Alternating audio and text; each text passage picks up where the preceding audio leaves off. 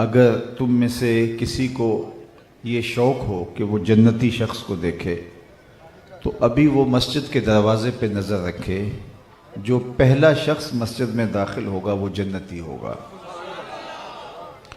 اب حضور کے اس فرمان میں کوئی حکمت تھی اور صحابہ جانتے تھے کہ حضور نے جو توجہ دلائی ہے تو ہمیں ضرور دیکھنا چاہیے، ورنہ وہ اگر صرف جنتی دیکھنے کا ہی شوق رکھتے ہوتے تو حضور تو سامنے تشریف فرماتے۔ تو کہتے ہیں ہم نے دیکھا تو ایک بوڑھا شخص تشریف لایا۔ بیٹا رہنے دے اس کو، جزاک اللہ، توجہ بٹ رہی ہے، میں آپ کی مکمل توجہ اور انہماک کا طالب ہوں۔ تو اللہ کے محبوب نے فرمایا اگر جنتی دیکھنے کا شوق ہے تو دروازے پہ دیکھو، جو پہلا شخص مسجد میں داخل ہوگا وہ جنتی ہے۔ کہتے ہیں ہم نے دیکھا تو ایک بوڑھا شخص، آثار وضو اس کے چہرے پہ حویدہ تھے، جس طرح تازہ وضو کے بعد پانی چمک رہا ہے اعضائے وضو پر، اور صورتحال انتہائی سادہ تھی۔ بائیں ہاتھ میں انہوں نے جوتا خود ہی پکڑا ہوا تھا اور وہ مسجد میں داخل ہوئے۔ خیر بیٹھ گئے، وقت گزر گیا، دوسرا دن آیا تو اللہ کے محبوب نے پھر ارشاد فرمایا صحابہ اگر جنتی دیکھنے کا شوق ہے تو دروازے پہ نگاہیں رکھو، جو شخص مسجد میں داخل ہوگا وہ جنتی ہوگا۔ تو کہتے ہیں ہم نے پھر دوبارہ دیکھا تو کل والے بزرگ پھر دوبارہ تشریف لائے، اور حالت بھی وہی تھی کہ بائیں ہاتھ میں جوتا پکڑا تھا اور آثار وضو چہرے پہ نمایاں تھے۔ تیسرا دن آیا تو پھر یہی ارشاد فرمایا جنتی دیکھنا ہو تو دروازے پہ نگاہ رکھو۔ دیکھا تو وہی بزرگ اسی حالت میں اسی طرح جوتا پکڑا ہوا مسجد میں داخل ہوئے۔ 3 دن گزر گئے یہ فرماتے ہوئے اللہ کے محبوب کو۔ جب تیسرا دن گزرا اور حضور علیہ السلام نے فرمایا تو صحابہ کہتے ہیں کہ وہ آ کے بیٹھ گیا۔ حضرت عبداللہ بن عمر رضی اللہ تعالیٰ عنہ فرماتے ہیں کہ میں مجلس کے اختتام پہ جب لوگ واپس گھروں کو پلٹنے لگے تو یہ بزرگ بھی جانے لگے تو میں ان کے پیچھے چل پڑا اور ان کے ساتھ ان کے دروازے تک پہنچ گیا۔ تو انہوں نے مجھے کہا کہ خیر ہے۔ میں نے کہا کہ میری والد صاحب سے کوئی شکر رنجی سی ہو گئی ہے، مجھے 3 دن کے لیے آپ اپنا مہمان رکھ لیں گے، میں آپ کے ساتھ رہنا چاہتا ہوں۔ تو انہوں نے کہا ہاں بسم اللہ آ جاؤ۔ کہتے ہیں کہ مجھے یہ شوق تھا کہ میں دیکھوں کہ یہ عمل کون سا کرتا ہے، کہ اللہ کے محبوب نے فرمایا ہے کہ جنتی دیکھنا ہے تو دروازے پہ دیکھو، اور تینوں دن یہی دکھائی دیتا رہا تو کوئی بات تو ہوگی۔ تو انہوں نے کہا بسم اللہ آئیے۔ انہوں نے مجھے رات کو بستر بچھا دیا اور میں بظاہر لیٹ گیا اور تاثر یہ دیا کہ میں سو رہا ہوں، لیکن میں سویا نہیں تھا۔ میں اس ٹو میں تھا کہ دیکھوں کہ یہ رات کو اٹھ کے اعمال کیا کرتے ہیں، نوافل کیسے پڑھتے ہیں، دیگر اوراد و وظائف اور اشغال کا کیا معمول ہے۔ کہتے ہیں کہ ساری رات گزر گئی، انہوں نے کوئی خاص عمل نہیں کیا الا یہ کہ جب وہ کروٹ بدلتے تھے تو اللہ کا نام لیتے تھے۔ اس کے علاوہ میں نے کوئی ان کا خاص عمل نہیں دیکھا۔ اب میں تو اس ٹو میں تھا، میں نے سوچا میری وجہ سے آج انہوں نے اپنے معمولات تبدیل کر لیے ہوں گے، چلو کل صحیح۔ اگلا دن بھی سارا گزرا اور میں دن کے معمولات بھی دیکھتا رہا، پھر رات ہوئی، پھر میں یوں لیٹ گیا کہ تاثر دیا کہ میں سو رہا ہوں لیکن میں جاگ رہا تھا، اور وہ بھی ساری رات سوئے رہے۔ تیسری رات بھی یوں گزر گئی اور دن بھی ایسے ہی گزرے۔ جب 3 دن اور 3 راتیں گزر گئیں تو تیسری رات گزرنے کے بعد میں نے بزرگوں سے کہا کہ والد صاحب سے کوئی ناراضگی والا معاملہ تو نہیں تھا، میں نے آپ کی صحبت میں رہنا چاہا تھا اور 3 دن میں نے آپ کے پاس گزارے، اور میری ایک لالچ تھی اور وہ یہ کہ اللہ کے محبوب علیہ السلام نے فرمایا تھا جنتی دیکھنا ہے تو دروازے پہ دیکھو، اور میں دیکھتا رہا 3 دن تک آپ ہی تشریف لاتے رہے، تو کوئی بات ہوگی، کوئی عمل ہوگا، تو اس کی ٹو میں، اس کے تتبع میں آپ کی صحبت میں 3 دن یہاں آپ کے پاس رہا ہوں، لیکن مجھے تو کوئی ایک چیز بھی نظر نہیں آئی جو الگ سے ہو، جو باقی لوگ اعمال کرتے ہیں آپ نے بھی وہی کیے۔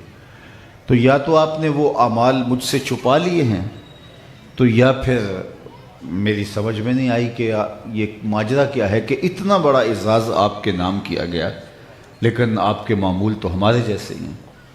تو وہ بزرگ فرمانے لگے کہ عبداللہ بن عمر، تم نے 3 دن محنت کی، اس غور و تفحص میں رہے، اس ٹو میں رہے، اور تم جو ہے وہ مجھے جانچتے رہے اور میرے اعمال دیکھنے کی کوشش میں لگے رہے، اور اگر تم اور دن بھی کچھ گزارتے تو پھر بھی تمہیں کوئی اور چیز نہ ملتی جس طرح ان 3 دنوں میں نہیں ملی۔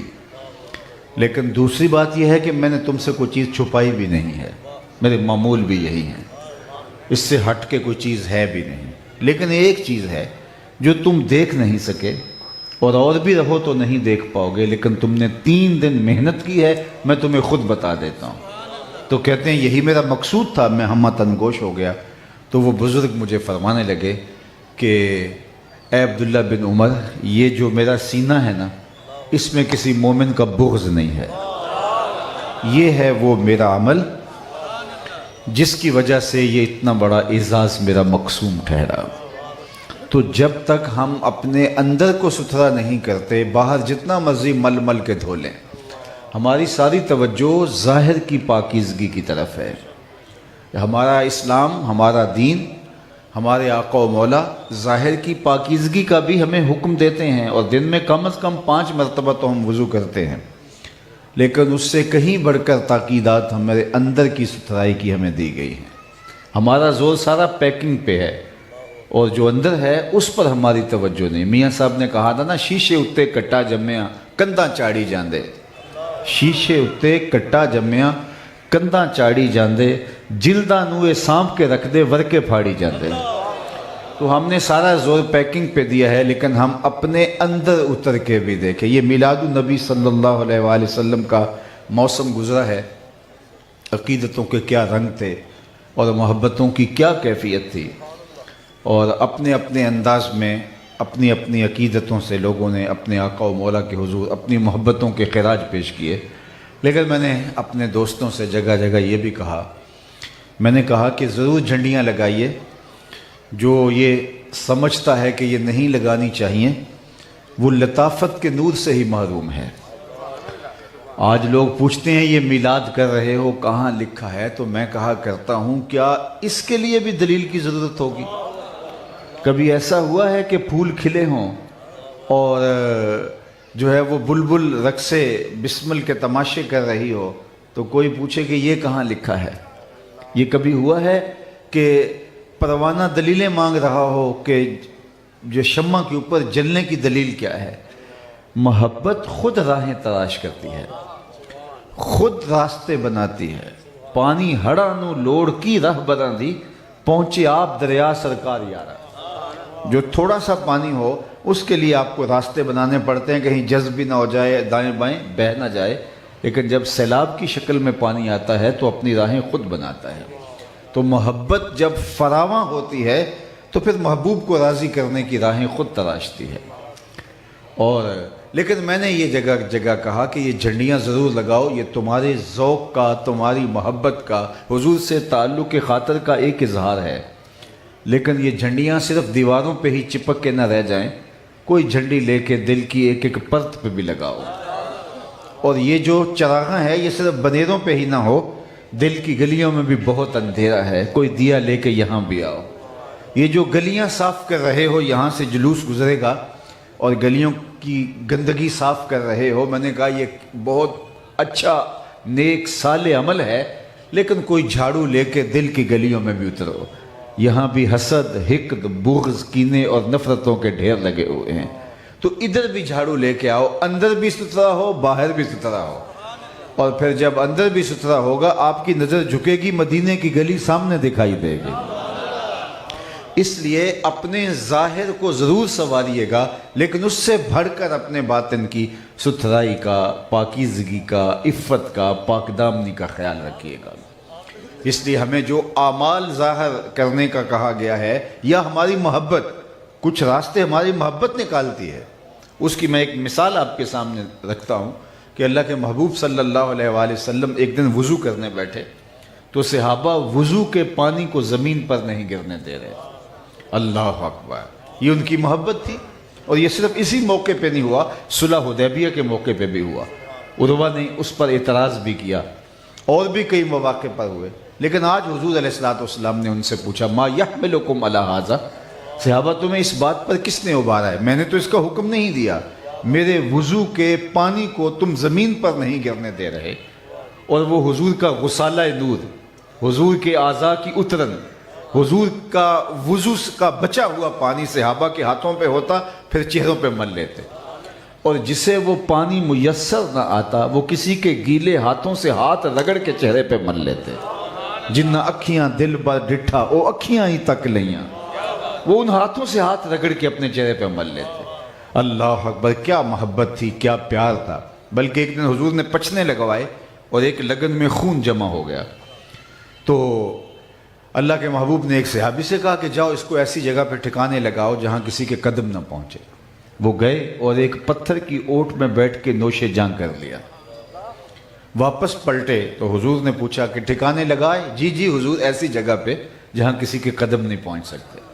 حضور مسکرائے اور فرمایا لعلک کا شربتا، شاید تم نے پی لیا ہے۔ قال نعم، کہا جی جی حضور، میں نے کہا کہ اس سے بڑی سعادت کیا ہوگی، میرے خون میں آپ کا خون شامل ہو جائے۔ تو آقا کریم ناراض نہیں ہوئے بلکہ فرمایا یا غلام قد حررتا نفسک من النار، اے بیٹے تو نے اپنے آپ کو آتش دوزخ سے بچا لیا ہے۔ اللہ اکبر۔ اب یہ حضور نے حکم تو نہیں دیا تھا، لیکن صحابہ کی محبت اس کو خود تراشا، اس راستے کو خود نکالا۔ محبت راستے نکالتی ہے، محبوب کو راضی کرنے کے ڈھنگ محبت خود سیکھتی ہے۔ اللہ اکبر۔ لیکن اللہ کے محبوب علیہ السلام نے کہا ما یحملکم علی ھذا، تمہیں اس بات پر کس نے ابھارا ہے؟ تو انہوں نے جو جواب دیا وہ برجستہ تھا۔ انہوں نے کہا حب اللہ و رسولہ، اللہ اور اس کے رسول کی محبت۔ عالی مرتبت سامعین، آپ نے محبت کی لوک داستانیں بہت پڑھی ہوں گی، سنی ہوں گی، اور ہمارے پنجابی کلچر کے اندر ہی رانجھا سے لے کے کہاں تک داستانیں جاتی ہیں، لیکن آج تک آپ نے نہیں سنا ہوگا کہ کسی محب نے اپنے محبوب کے لعاب کو اپنے ہاتھوں پہ لیا ہو، کسی نے اپنے محبوب کے لعاب کو اپنے چہروں پہ ملا ہو۔ محبوں نے محبوبوں کے لیے بہت جتن کیے، بہت محبتوں کے مظاہر رقم کیے، لیکن ایسی دل آویز کہانی آپ کو نہیں ملیں گی۔ حافظ شیرازی نے ایک دن اپنے محبوب سے مخاطب ہو کے کہا کہ جتنا بڑا تیرا میں عاشق ہوں، زمانے میں ایسا کوئی عاشق نہیں ہو سکتا۔ پھر آگے کہا اس لیے کہ تیرے جیسا سونا بھی تو کوئی نہیں، کیونکہ عشق کی گرمی حسن کی فراوانی سے ہوتی ہے۔ جتنا حسن فراواں ہوگا اتنا زور عشق میں ہوگا۔ اسی لیے اقبال نے کہا تھا فرصت کشم کشم دے این دل بے قرار رہ، یک دو شکن زیادہ کن گیسوئے تابدار رہ۔ جتنے گیسوؤں میں شکن زیادہ ہوں گے اتنا دل بے تاب ہوگا، اتنا دل میں اضطراب ہوگا، پیچ و تاب ہوگا۔ تو کائنات نے اگر صحابہ جیسے عاشق نہیں دیکھے تو حضور جیسا سونا بھی کب ہے زمانے میں۔ لکھاں آئے لوک زمانے تے محبوب خدا جیا کوئی نہیں، لوکی سونے بن بن بیندے نے او دی خاک پا جیا کوئی نہیں۔ حضرت ابو ہریرہ تو بولے قل قمر لیلۃ البدر لم ارا قبلہ ولا بعدہ مثلہ، کیا پوچھتے ہو، 14ویں رات کا چمکتا ہوا چاند تھے میرے حضور۔ پھر خود ہی کہا نہیں نہیں نہیں، حضور جیسا نہ پہلے دیکھا نہ بعد میں دیکھا۔ حضرت حسان بن ثابت پاس ہی کھڑے تھے، بولے کیسے دیکھتے، کسی ماں نے جنم دیا ہوتا تو دیکھتے۔ خدا نے وہ سچائی پن چھڑیا جدے وچ محمد نو ٹالیا سی۔ حسینہ جمیلہ دا منہ موڑ دیتا، محمد بنا کے قلم توڑ دیتا۔ اور حضرت شیخ مجدد نے کہا تھا مثل او در عالم امکان متصور نیست، ان کی مثل بزم عالم کے اندر ممکن ہی نہیں ہے۔ اللہ اکبر۔ رخ مصطفیٰ ہے وہ آئینہ، کیا بسا دوسرا آئینہ، نہ کسی کی بزم خیال میں نہ دکان آئینہ ساز میں۔ وہ کمال حسن وہ جمال دیا۔ اور میرے امام کی کہانی بھی سنا، بریلی سے صدائے دل نواز آ رہی، بلبل نے گل ان کو کہا۔ بلبل کی منتہائے پرواز تو یہی ہے، بلبل تو اس سے آگے سوچ بھی نہیں سکتی، اس نے بھی گل کہہ دیا۔ بلبل نے گل ان کو کہا، قمری نے سروے جاں فضا، حیرت نے جھنجھلا کر کہا یہ بھی نہیں وہ بھی نہیں۔ خورشید تھا کس زور پر، کیا بھڑ کے چمکا تھا قمر، بے پردہ جب وہ رخ ہوا یہ بھی نہیں وہ بھی نہیں۔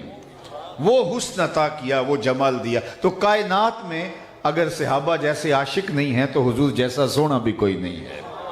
تو حضور کے وضو کے پانی کو اپنے چہروں پہ مل رہے ہیں. ما یحملکم علی ھذا، پوچھا صحابہ کہ اس بات پر تمہیں کس چیز نے ابھارا؟ تو انہوں نے کہا حب اللہ و رسولہ، اللہ اور اس کے رسول کی محبت نے. تو آقا کریم علیہ الصلوۃ والسلام نے فرمایا جو یہ چاہے کہ اللہ اور اس کے رسول سے محبت کرے اور اللہ اور اس کا رسول اس سے بھی محبت کرے تو اس کو 3 کام کرنے چاہیے. یعنی تمہارا یہ عمل کہ تم میرے وضو کے پانی کو زمین پر گرنے نہیں دے رہے، اس کو اپنے ہاتھوں پہ لیتے ہو، چہروں پہ ملتے ہو، یہ تمہارا عمل درست ہے، غلط نہیں ہے. کیونکہ اگر عمل غلط ہو، نبی کے منصب میں شامل ہے، اس کی تردید کرے. ورنہ علماء تشریف فرمائیں، ان سے پوچھے، حدیث تقریری بنتی ہے. اب نبی کی خاموشی جو ہے وہ حجت ہے. ایسا ہوا حضور کے فرزند حضرت ابراہیم کا انتقال ہو گیا، اس دن سورج کو گرہن لگ گئی. تو کسی نے کہا حضور کے بیٹے کا دکھ سورج نے بھی منایا ہے اور اس کو گرہن لگ گئی ہے. تو آقا کریم علیہ السلام نے فرمایا بلال ممبر بچھاؤ اور لوگوں کو جمع کرو. لوگ جمع ہو گئے، حضور ممبر پہ تشریف فرما ہوئے اور اللہ کی حمد بیان فرمائی اور کہا ان الشمس والقمر آیتان من آیات الرحمن لا یخسفان بموت احد منکم. لوگوں سن لو، اچھی طرح سن لو، سورج اور چاند اللہ کی نشانیوں میں سے 2 نشانیاں ہیں، کسی کے مرنے اور جینے سے ان کو گرہن نہیں لگا کرتی. چونکہ یہاں حضور کی خاموشی یہ عقیدہ بنتا، لوگوں کے لیے دلیل اور حجت بن جاتی، لہذا حضور نے خاموشی اختیار نہیں کی. لیکن یہاں حضور نے خاموشی اختیار کی. کئی مرتبہ وضو کے پانی کو صحابہ نے اپنے ہاتھوں پہ لے کے چہروں پہ ملا، حضور نے کبھی منع نہیں کیا، آج بھی منع نہیں کیا. لیکن حضور نے ایک اور امر کی طرف توجہ دلائی، کہیں محبت کی فراوانی کے اندر جو ہے وہ توجہ دین کے دیگر معاملات سے ہٹ نہ جائے. صحابہ تو میری صحبت کے نور میں رہے ہیں، بعد میں آنے والے کہیں جو ہیں وہ کہیں نظر انداز نہ کر بیٹھیں. تو اللہ کے محبوب نے فرمایا جو یہ چاہے اللہ اور اس کے رسول سے محبت کرے اور اللہ اس کا رسول اس سے محبت کرے تو اس کو 3 کام کرنے چاہیے. سب سے پہلا کام فرمایا جب بولے سچ بولے، زندگی میں کبھی جھوٹ نہ بولے. یہ مومن کی زندگی ہے.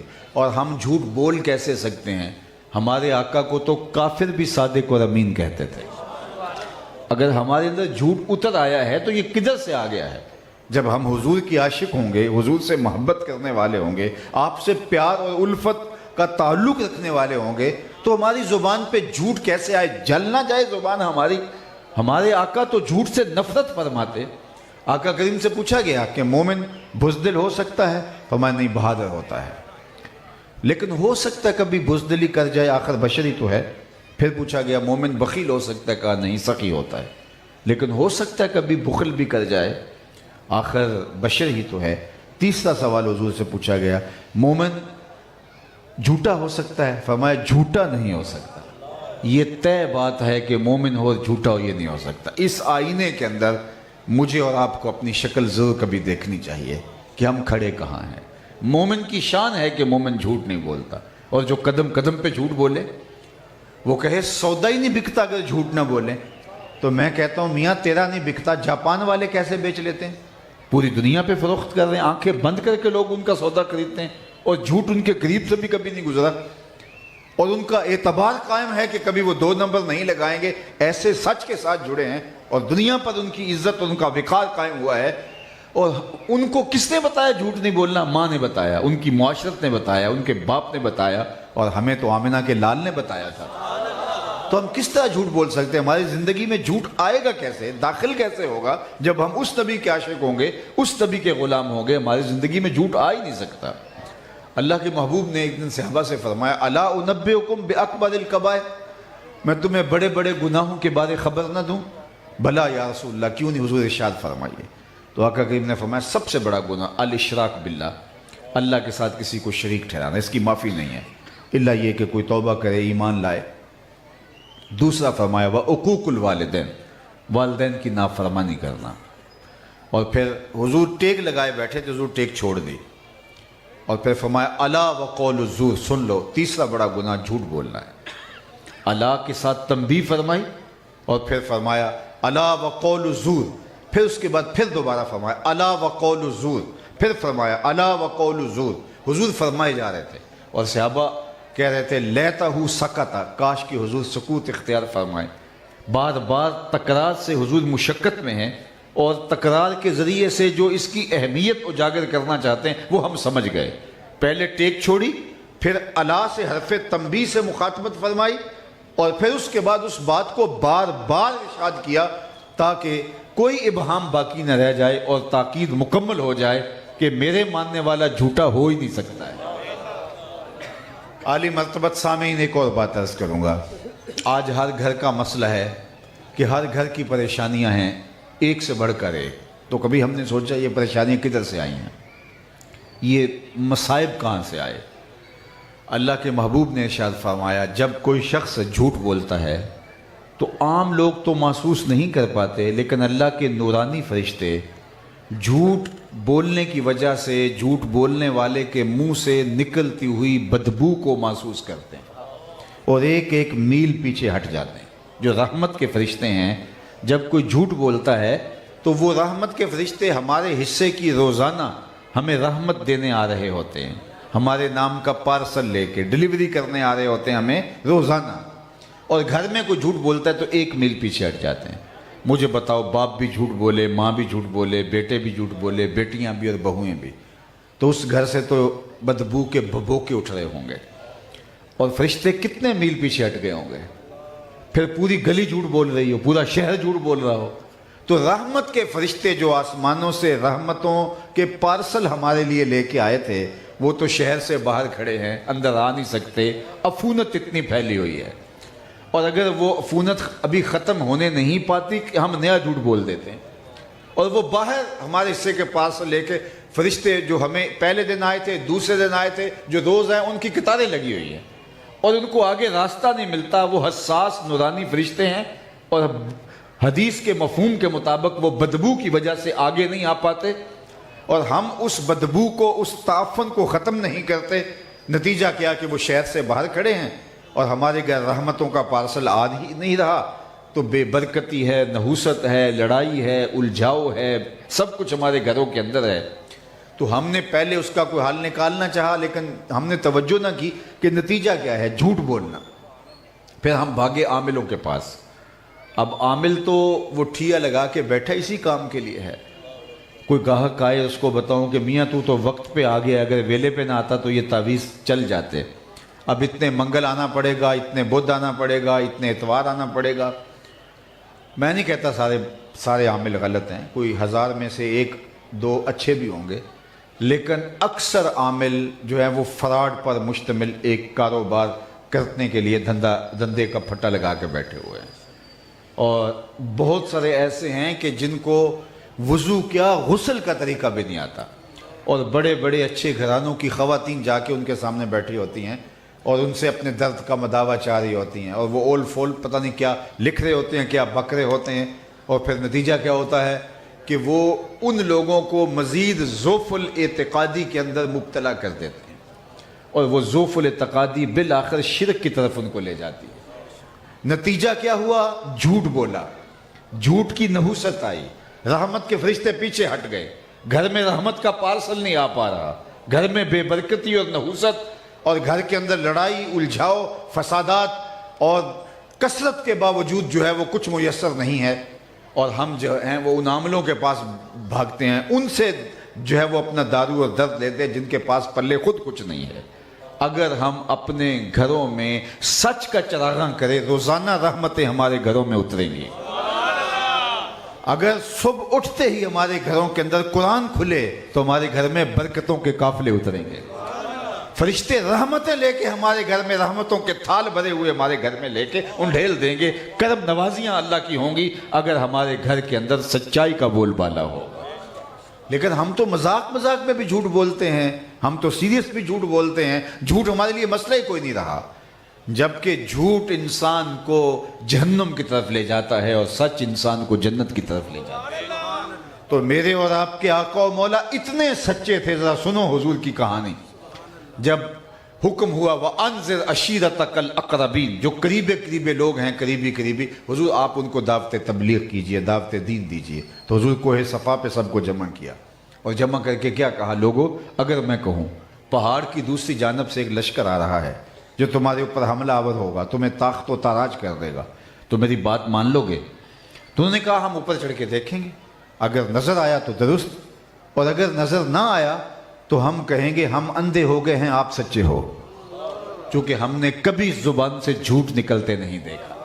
اللہ اکبر۔ یہ الگ بات ہے، بتوں کی محبت غالب آ گئی اور انہوں نے حضور علیہ السلام کا انکار کر دیا۔ تب لک ہنالک سائر الیوم لہذا جمعتنا، جو کچھ بھی انہوں نے کہا وہ کہانی الگ ہے، لیکن انہوں نے کہا نظر نہ بھی آیا تو ہم کہیں گے ہم اندھے ہو گئے ہیں، آپ سچے ہو۔ تو یار حضور کے غلام کے بارے میں لوگوں کو یقین ہونا چاہیے کہ یہ جھوٹ نہیں بول سکتا، یہ حضور کا غلام ہے، یہ حضور کا نام لیوا ہے، اس کے یہاں حضور کے نام کا بیج لگا ہے، اس کے گھر کی چھت پہ حضور کے نام کا جھنڈا لگا ہے، یہ دھوکہ باز نہیں ہو سکتا، یہ جھوٹ نہیں ہو سکتا، یہ فراڈیا نہیں ہو سکتا، اس لیے کہ یہ حضور کے ساتھ جڑا ہوا ہے۔ اس نسبت کا لحاظ اور اس نسبت کی لاج نبھانا پڑے گی ہم کو۔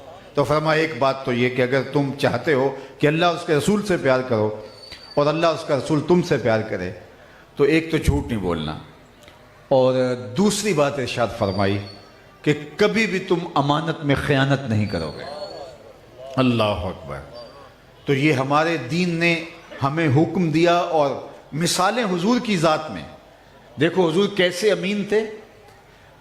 دار الندوہ میں بیٹھ کے کفار مکہ نے میٹنگ کی کہ اگر اکیلے شخص نے حضور کو راستے سے ہٹایا تو وہ بوجھ برداشت نہیں کر پائے گا، سارے قبیلوں کے ایک ایک فرد کو لیا جائے اور معاذ اللہ حضور کی زندگی کا چراغ بجھا دیا جائے۔ اگر بنو ہاشم کھڑے ہوئے تو ڈٹ کے مقابلہ کریں گے، اگر خون بہا مانگا تو مل کے دے دیں گے۔ تو لہٰذا بنو ہاشم اتنے قبائل کے مقابلے میں اکیلے اور تنہا نہیں لڑ پائیں گے، اور حضور کو معاذ اللہ شہید کرنے کا منصوبہ دار الندوہ میں بیٹھ کے ابو جہل کی قیادت میں تیار کیا، اور پھر اللہ کے محبوب کے گھر کا محاصرہ کر لیا، اور حضور کو اللہ نے ہجرت کا حکم دے دیا۔ اب کیسے گزرے محاصرہ توڑ کے؟ حضور سورہ یاسین پڑھتے گئے اور ان کی آنکھیں اندھی ہو گئی اور حضور گزر گئے۔ اب یہ کون لوگ تھے؟ جو حضور کی زندگی کا چراغ بجھانے آئے تھے، حضور کو معاذ اللہ شہید کرنے آئے تھے۔ لیکن دیکھو میرے حضور کی شان، سیدنا علی المرتضیٰ رضی اللہ تعالیٰ عنہ کو اپنے بستر پہ لٹایا، کالی میرے بستر پہ لیٹ جاؤ، صبح ان کی امانتیں دے کے تم بھی آنا۔ جو خون کے پیاسے ہیں، جو جان کے درپے ہیں، جو شہید کرنا چاہتے ہیں، ان کی امانتیں حضور کے گھر میں ہیں، اور وہ بھی پہلے امانتیں نہیں نکلوا رہے، انہیں بھی یقین ہے امانتیں ضائع نہیں ہوں گی، اور حضور بھی ان حالات کے اندر اپنے بھائی کو وہاں لٹا کے جا رہے ہیں تاکہ امانتیں ان تک پہنچ جائے۔ کائنات میں کوئی ایسا امین لاؤ تو صحیح جیسا آمنہ کے لال کا۔ تو یہ شان ہے امانت کی، اور میں اور آپ اس نبی کے اگر ماننے والے ہیں تو ہم کسی کا قرض کیسے دبا سکتے ہیں؟ آج کسی کو کوئی قرض دے بیٹھے، بعد میں اس کو دلیلیں دینی پڑتی ہے، مجھے لوڑ پڑ گئی یا ضرورت پڑ گئی ہے اس لیے مانگ رہا ہوں۔ بھیا اس کا قرض ہے، کوئی ضرورت نہ ہو پھر بھی مانگ سکتا ہے، لیکن اس کو حجتیں پیش کرنی پڑتی ہیں کہ جناب اس لیے تم سے مانگ رہا ہوں، اور وہ فون بھی نہیں اٹھا رہا ہوتا، وہ بادشاہ بن جاتا ہے، وہ دعا کر رہا ہوتا ہے یہ فوت ہی ہو جائے جس سے میں نے قرض لیا ہے۔ اور آج لوگوں کی جائیدادیں ہڑپ کر لیتے ہیں، لوگوں کی زمینیں دبا لیتے ہیں، اور کوئی بات نہیں ہے۔ دیوار رکھتے ہو ہمسائے کی 2 انچ دبا لینا، اس کو فن سمجھا جانے لگا ہے۔ جس نے کسی کی ایک بالشت زمین دبا لی، قیامت کے دن 7 زمینوں کا توق اس کے گلے میں ڈال دیا جائے گا۔ کون ہے جو اس کو برداشت کر سکے؟ قیامت کے دن یہ دنیا کے سکے تو ختم ہو جائیں گے، یہ درہم، دینار، ڈالر، پاؤنڈ کچھ نہیں چلے گا، وہاں سکہ رائج الوقت عمل ہوں گے۔ اور کسی نے اگر کسی کے 3 پیسے دینے ہوئے، صرف 3 پیسے روپے نہیں، اس کے عوض میں 700 نمازیں جو جماعت کے ساتھ پڑھی ہیں وہ لے لی جائیں گی۔ تو اگر 5-7 ہزار بھی کسی کا دینا ہوا تو زندگی کی ساری نمازیں، سارے حج، سارے عمرے لے لیے جائیں گے، پھر بھی کام مکمل نہیں ہوگا۔ تو یہ ساری تو محنت پہ ضائع ہوگی۔ کیتی کتری پئی خو محمد، سکہ بنیا زردہ، سب برباد ہو گیا۔ اور سب دے کے بھی اگر کام نہ بنے تو ان کے گناہ لینے پڑیں گے۔ تو اب میں اور آپ دیکھیں کہ امانت کا بوجھ کتنا ہے۔ اور تیسری بات اللہ کے محبوب نے ارشاد فرمائی کہ جو چاہتا ہے اللہ اس کا رسول اس سے پیار کرے اور اللہ اس کا رسول سے وہ پیار کرے، اس کو چاہیے کہ اس کی ہمسائیگی میں کوئی آ بسے تو وہ حق مجاورت ادا کرے، ہمسائے کے حق کا خیال رکھے۔ اللہ اکبر۔ اور ہمسایہ وہ نہیں ہوتا جس کا دروازہ آپ کے گھر کے سامنے اور صرف وہ نہیں ہوتا جس کی دیوار آپ کے دیوار کے ساتھ جڑی ہے، 40 گھروں تک ہمسائیگی ہوتی ہے۔ اور اگر ہم اس یونٹ کو سنبھال لیں، اپنے ہمسایوں کا خیال رکھنا شروع کر دیں، تو مجھے بتاؤ یہ معاشرہ جنت نہیں بن جائے گا؟ اگر ہم یہ طے کر لیں کہ ہمسایہ ہماری طرف سے اذیت میں نہیں ہوگا، اور یہ بھی سن لیجئے قیامت کے دن سب سے پہلے اللہ کی بارگاہ میں جو شکایت لگائے گا وہ ہمسایہ ہوگا۔ قیامت کے دن سب سے پہلا سوال نماز کا ہوگا، سب سے پہلے فیصلہ قتل کا ہوگا، اور سب سے پہلے شکایت ہمسایہ لگائے گا۔ اور ہمسایہ کافر بھی ہو تو ہمسائیگی کا حق ہے، اور اگر مومن ہو تو 2 حق ہیں، اگر رشتہ دار بھی ساتھ ہو تو 3 حق ہیں۔ تو صرف اس یونٹ کو سنبھال لیں، ہمسائے کو دکھ نہ دیں۔ ہمیں تو اس معاشرے کو جنت بنانا ہے، تبھی تو جنت کے طالب ہو سکتے ہیں۔ معاشرے کو جہنم بنا کے اور ہم جنت کے طالب بن جائیں، یہ کیسے ہو سکتا ہے؟ اور ہمیں تو مولانا نے، دنیا نے اور ہی مفہوم جنت کا عطا کر دیا ہے، اور ہی کچھ بتا دیا ہے سوائے حوروں کے۔ وہ جنت کا ذکر ہی نہیں کرتے۔ میں حوروں کا منکر نہیں ہوں، اس کو عنوان کو قرآن نے بیان کیا ہے، لیکن یہ ایک عنوان ہے جنت میں، ازواج مطہرہ کا، حوروں کا، یہ ایک عنوان ہے۔ جنت کا کیسا خوبصورت عنوان قرآن نے بیان کیا ہے، لا یسمعون فیہا لغوا ولا تاثیما۔ جنت ایسا مقام ہے جہاں سننے کے لیے آپ کو ایسی چیز نہیں ملے گی جو آپ کے کانوں پر بھی بوجھ ہو، جو آپ کی طبیعت پر بھی شاق ہو۔ میں تو کہتا ہوں یہ جو جنریٹر کی آواز ہمسائے کو کی تکلیف کا سبب ہوتا ہے، اس کا بھی حساب دینا پڑے گا۔ آپ اور مجھے آپ دیکھنا پڑے گا۔ ہم اپنے گھر کا کوڑا پھینک کے گلی میں ڈال دیتے ہیں اور سمجھتے ہیں میرا گھر صاف ہو گیا، تو یہ تیرا گھر نہیں تھا، یہ تیرے گھر کا حصہ نہیں تھا۔ سب کچھ تو نے گھر کے اندر بنا لیا، کتنے کشادہ واش روم بنا لیے، لیکن 2 تھڑیاں بنانے کے لیے گھر کے اندر جگہ نہیں تھی، اور وہ ایک چھوٹی سی گلی کو مزید تنگ کر دیا، اللہ کی مخلوق کے لیے اذیت کھڑی کر دی، اور تو سمجھا کہ انہیں بہت کمال کر لیا ہے۔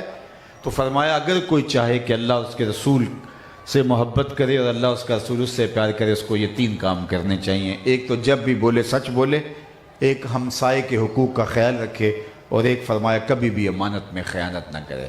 عالی مرتبت سامعین، اگر ہم چاہتے ہیں ایک صالح پاکیزہ معاشرت کی بنیاد ڈالی جائے، تو ہمیں ان امور کی طرف بھرپور توجہ کرنی چاہیے، اور اپنی زندگی کو منظم کرنا چاہیے۔ اپنے اطراف سے خیر کو پھیلا کر کے پورے معاشرے کو صالحیت کی طرف لے جانے کا ہمیں آغاز کرنا چاہیے۔ اللہ کی بارگاہ میں دعا ہے، جس شوق فراواں کے ساتھ، جس محبت کے ساتھ، جس عقیدت کے ساتھ آج کا اجتماع انعقاد پذیر ہوا، آغاز پر ہی بارش کی رمجھم تھی تو عجیب ایک کیفیت منتظمین کے دل میں تھی، لیکن اللہ نے فرصت کے لمحے دے دیے اور کچھ باتیں آپ تک پہنچنے کا موقع نصیب ہوا، پہنچانے کا موقع نصیب ہوا۔ اللہ مجھے آپ کو اپنی پناہیں دے۔ وآخر دعوانا اللہم صلی علی سیدنا و مولانا محمد معدن الجود والکرم وآلہ وصحبہ وبارک وسلم۔ اللہ اٹھے ہوئے ہاتھ کبھی بھی خالی نہ موڑنا، پھیلی ہوئی جھولیاں رحمتوں سے بھر دینا، بخت کی بہاریں نصیب فرمانا، مقدر کی خزائیں رخصت کر دے، جئیں تو تیرے لیے، مریں تو تیرے دین کے لیے، زندگی کی آخری سانس تک تیرے محبوب کے وفادار رہیں، ہر علت سے، ہر ذلت سے، ہر قلت سے رہائی عطا کر دے، جو سنا، جو سنایا، اللہ اس پہ توفیق عمل عطا فرما۔ اے اللہ، اتنے لوگوں کی عالی مرتبت علماء کی آمین کے ساتھ تیرے حضور ملتجی ہیں، اہل غزہ کی مدد فرما۔ اس آسمان کے نیچے، زمین کے اوپر، اللہ تیرے علاوہ ان کا کوئی آسرا نہیں رہا۔ اللہ ظالم، دشمن، کافر ان کو ملیا میٹ کرنے کے درپے ہیں، اور پوری امت سہولت کار بن گئی ہے۔ اللہ اپنے کرم سے، اپنے فضل سے، اللہ تیرے علاوہ ان کا کوئی آسرا اور سہارا نہیں بچا۔ اللہ ان کی غیبی مدد فرما، اللہ ان کے حوصلے نہ ٹوٹنے پائیں، اللہ ان کی نصرت فرما، ان کی تائید غیبی فرما۔